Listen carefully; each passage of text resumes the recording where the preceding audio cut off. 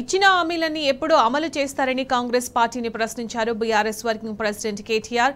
కాంగ్రెస్ ఇచ్చినవి 6 గ్యారెంటీలు కాదని 420 హామీలని విమర్శించారు. అదానీ రేవంత్ రెడ్డి మధ్య ఒప్పందాలు అసలు లోగుట్టు బయట పెట్టాలని డిమాండ్ చేశారు.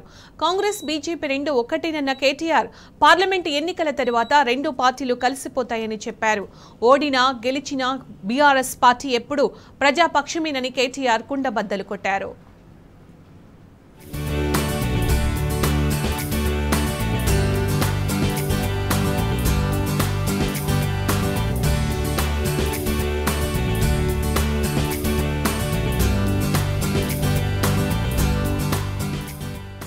నోటికొచ్చినట్టు మాట్లాడుతున్న రేవంత్ రెడ్డికి BRS working president KTR strong counter ఇచ్చారు. 100 మీటర్ల లోపల పార్టీని బొందపెట్టే సంగతి తర్వాత చూసుకుందాం, కానీ 100 రోజుల్లో అమలు చేస్తామన్న హామీలు ఏమయ్యాయని నిలదీశారు.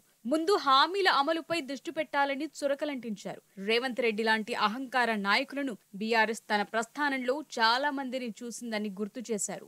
మఖలో పుట్టి పుబ్బలో పోయే పార్టీ అని చాలా మంది నీలిగారని, అయినా 2.5 దశాబ్దాలు నిలబడి మీలాంటి వాళ్లను గులాబీ పార్టీ మట్టి కరిపించిందని గుర్తు చేశారు. తెలంగాణ జెండాను ఎందుకు బొంద పెడతావని రేవంత్ రెడ్డిని సూటిగా ప్రశ్నించారు కేటీఆర్. తెలంగాణ తెచ్చినందుక, లేక తెలంగాణను డెవలప్ చేసినందుక, లేక కాంగ్రెస్ ను దొంగ హామీలను ప్రశ్నిస్తున్నందుక అని స్ట్రాంగ్ కౌంటర్ ఇచ్చారు.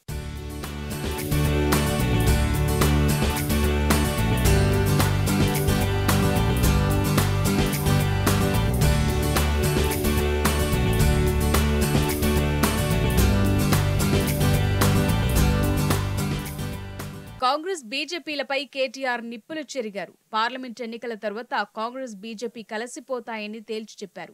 రేవంత్ రెడ్డి కాంగ్రెస్ ఏక్నాథ్ షిండేగా మారతాడని స్పష్టం చేశారు. రేవంత్ రక్తమంతా బీజేపీదేనని, రేవంత్ రెడ్డి ఇక్కడ చోటా మోదీగా మారాడని దుయ్యబట్టారు. గతంలో అదానీ గురించి అడ్డగోలుగా మాట్లాడిన రేవంత్ రెడ్డి ఈ రోజు అదానీ కోసం వెంటపడుతున్నాడని విమర్శించారు. స్విట్జర్లాండ్ లో రేవంత్ రెడ్డి అదానీతో అలైబలై చేసుకున్నాడని, అదానీ రేవంత్ రెడ్డి మధ్య ఒప్పందాల అసలు లోగుట్టు బయట పెట్టాలని డిమాండ్ చేశారు. రాహుల్ గాంధీ అదానీ గురించి వ్యతిరేకంగా మాట్లాడితే ఈ రోజు రేవంత్ రెడ్డి అదానీ కోసం అర్రులు చాస్తున్నాడని నిప్పులు చెరిగారు. డబుల్ ఇంజన్ అంటే అదానీ ప్రధాని అన్న రేవంత్ ఇప్పుడు ట్రిపుల్ ఇంజన్ గా మారాడని కేటీఆర్ విమర్శించారు.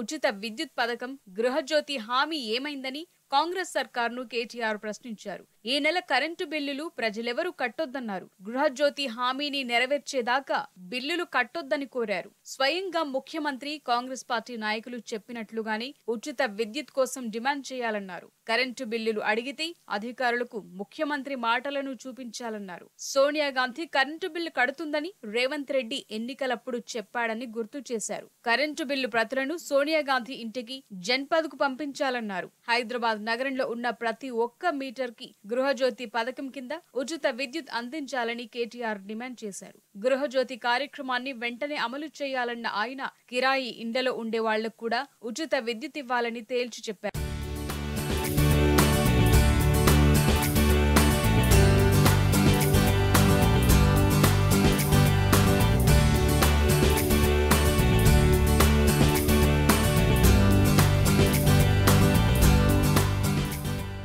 ఇచ్చిన హామీలు ఏవి నెరవేర్చకుండా కాంగ్రెస్ పార్టీ తప్పించుకునే ప్రయత్నం చేస్తోందని కేటీఆర్ విమర్శించారు. కాంగ్రెస్ ఇచ్చింది 6 గ్యారంటీలు కాదని, 420 హామీలని ప్రజలు గుర్తుంచుకోవాలన్నారు. కేవలం 50 రోజుల కాంగ్రెస్ పాలనలో ఆటో డ్రైవర్ల నుంచి మొదలుకొని అనేక మంది ఆత్మహత్యలు చేసుకునే పరిస్థితి వచ్చిందన్నారు. రైతన్నలకు రైతు బంధు అందటం లేదని మండిపడ్డారు. మహిళలకు ఇస్తామన్న 2500 రావటం లేదని దుయ్యబట్టారు. వివిధ డిక్లరేషన్ల పేరుతో ఇచ్చిన ప్రతి ఒక్క హామీని కాంగ్రెస్ అమలు చేసేదాకా వెంటాడుతామని కేటీఆర్ తేల్చి చెప్పారు. ఇచ్చిన హామీలను తప్పించుకోవటానికి చూస్తే కాంగ్రెస్ ను వదిలిపెట్టే ప్రసక్తే లేదన్నారు కేటీఆర్.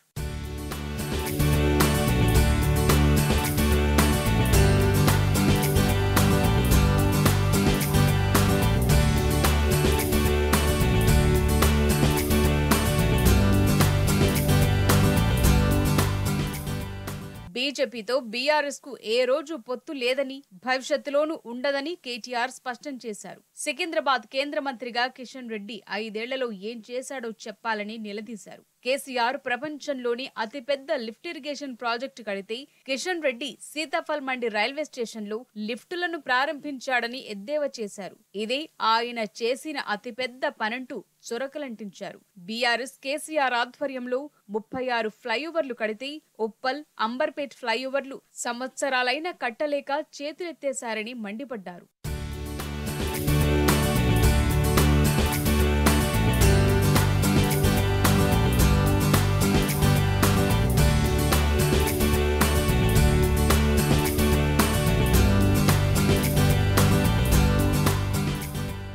శాసనసభ ఎన్నికల్లో గెలుపు కోసం కష్టపడిన ప్రతి కార్యకర్తకు, నాయకుడికి పార్టీ తరపున కేటీఆర్ హృదయపూర్వక ధన్యవాదాలు తెలిపారు. హైదరాబాద్ నగరంలో గులాబీ జెండాకు ఎదురు లేదన్న బలమైన సందేశం ఇచ్చిన పార్టీ కార్యకర్తలకు కృతజ్ఞతలు చెప్పారు.